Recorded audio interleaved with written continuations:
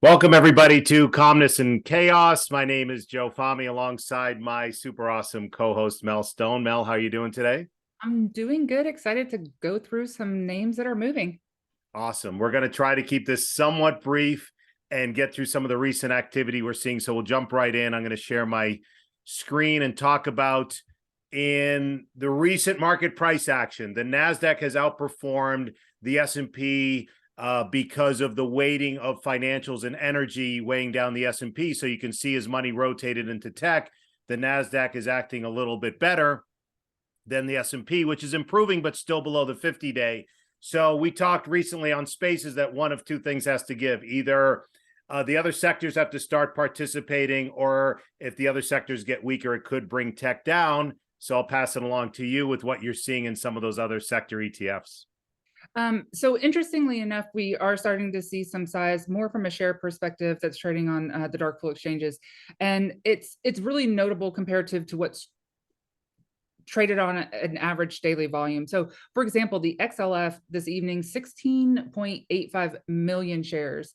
That is significant size. Even that, and XLF is one of the most liquid, heavily traded ETFs. That is 27% of 30-day average volume. So, just find it interesting as we kind of start to see some pullbacks. If you're really going to have some basing, you want to be able to know that there's some institutions stepping up. And so, does this mean we just go sideways? We'll find out, but interestingly enough, notable size. Do you want a side note? BRKB 15% holding there, JPM 11%, and then you start to drop down a little bit. Okay. Also, XLE, XLE Energy. energy. And so here we've got two really beat up sectors. You've got 3.36 million. Now, this one doesn't trade as much, so that 3.3 million may seem like relatively smaller, but for this ETF, it is notable size. That is 24% of the I'm sorry, that was 15% of the 30-day average volume. You do have very heavy weightings here, XOM being 24%, CVX being 19%. So just find it really interesting as we've kind of pulled back. Now you're starting to see some participation, a little bit of interest. And that could just be that we go sideways and kind of just try to digest, and which would make sense, but some notable activity coming through. Yeah, that would help if they participate. The other thing I know we talked about is KRE, which has been the big talk about the regional bank ETF last week. Not only have we been noticing some put writing, but some call buying as well. Last week on Friday, March 17th, and this past Monday, the 20th, there were put writing on this. So willing buyers in the June 38 and May 43 puts. And then today there was also some call spreads on that we discussed. I believe some April call spreads on that. So I don't know if there's anything else you wanted to add with the KRE. No, this one's been very active. This was one of the ones that we saw unusual dark pool activity before we even had the drop, and there was definitely some larger size starting to come in, and seeing the same thing just kind of all around, some positioning that is kind of with some time that may indicate there's some interest institutionally, and this one may just have to find a floor and go sideways.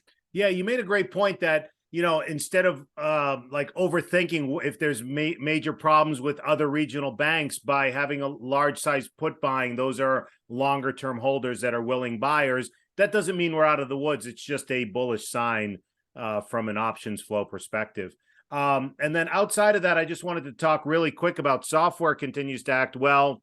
I've been talking about Palo Alto within software security strong this entire time up. I remember January, February, we were doing Spaces, and you were talking about the nonstop blocks of put writing. Again, 3,000 blocks of put writing willing buyers that when it goes higher, willing sellers, willing buyers of the stock, they just collect that premium.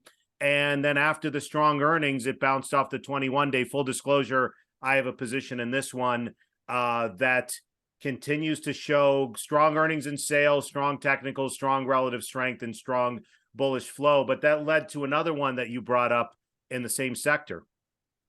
Yes, FTNT, just really like when everything kind of correlates, the basing just kind of sideways. And Friday, we did have larger dark pool activity. This is not a name that we would typically see. 1.06 million shares at 61.22, and that's from 317.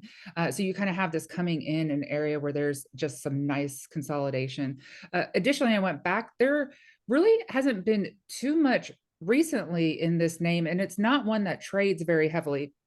PANW, of course, does trade a little bit more actively options wise. This one's not one you see often, but when I went and dug through some of the historical, you did have some size coming into 216 from 216 out to September. They're riding the $60 puts and pretty substantial size, 1.4 million, especially considering this one doesn't see much. So kind of the way I see that is that's a way to be able to collect the premium, but you also are kind of coming in and they're still in the book. That's kind of the biggest thing. I would think that we may start to see a little interest here if we have any continuation, and maybe that would spur breakout. It may just end up being a technical break, but do find it interesting that as we kind of have this base and we've got this sector running, this is one of my top names. I do have a position. Okay, awesome. Thank you for sharing that.